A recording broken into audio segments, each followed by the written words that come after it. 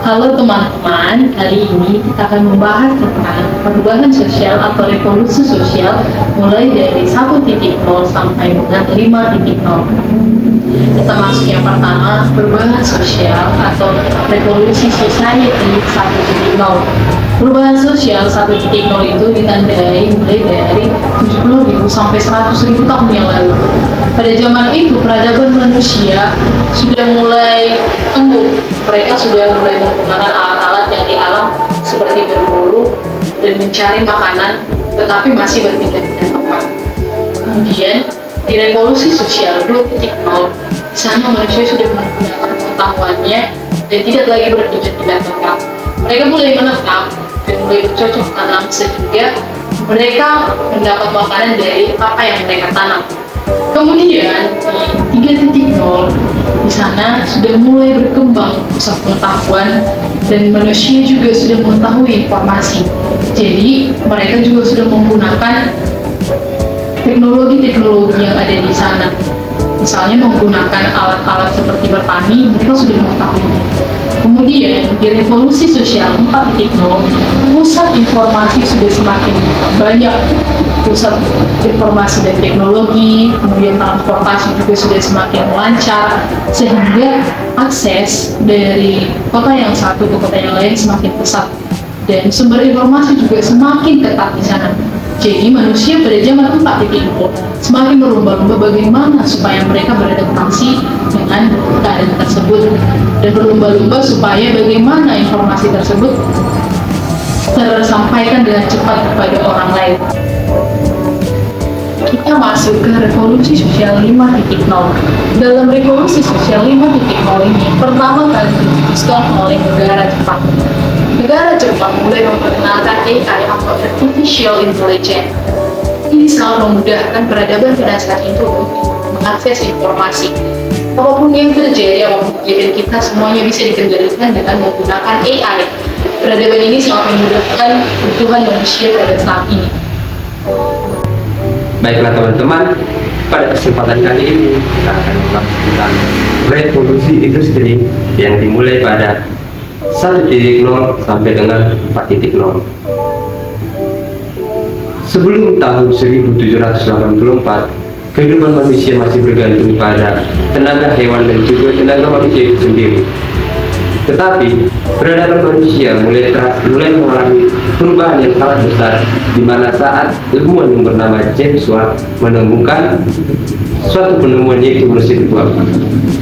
Mesin uap ini digunakan untuk mendorong atau menjalankan kereta api, sehingga dengan terciptanya kereta api bisa digunakan untuk membantu proses pertambangan dan juga proses transportasi dari satu daerah ke daerah lain. Maka revolusi dimulai dari 1784, terjadilah suatu revolusi besar-besaran yang disebut dengan revolusi industri 1.0. Nah, sekarang kita masuk pada era revolusi 2.0, di mana manusia mulai menemukan, di mana manusia sudah mulai memiliki banyak pengetahuan dan juga mulai menemukan banyak penemuan. Dan di era revolusi industri 2.0 manusia menemukan temuan, yaitu menemukan listrik, di mana manusia sudah dipermudah, dan juga penemuan ban seperti ban mobil yang sampai saat ini kita gunakan. Nah, di era revolusi 2.0 ini manusia tidak lagi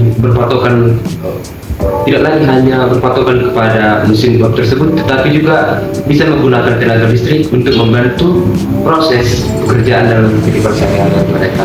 Itulah yang terjadi di dalam revolusi 2.0. Sekarang kita melangkah ke revolusi 3.0, yang dimana manusia sudah mulai memiliki banyak pengetahuan sehingga menemukan yang namanya komputer.